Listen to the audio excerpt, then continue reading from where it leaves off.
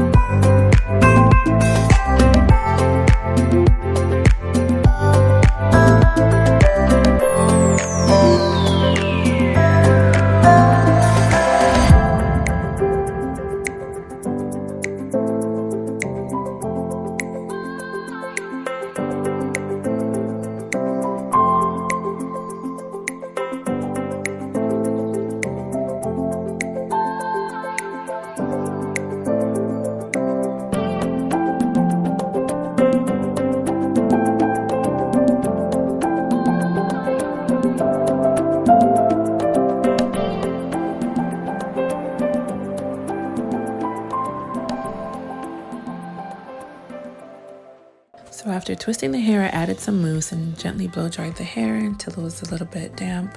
And my son couldn't wait to get up and change the position of the hair. Hope you enjoyed watching me do his hair, and thanks for watching.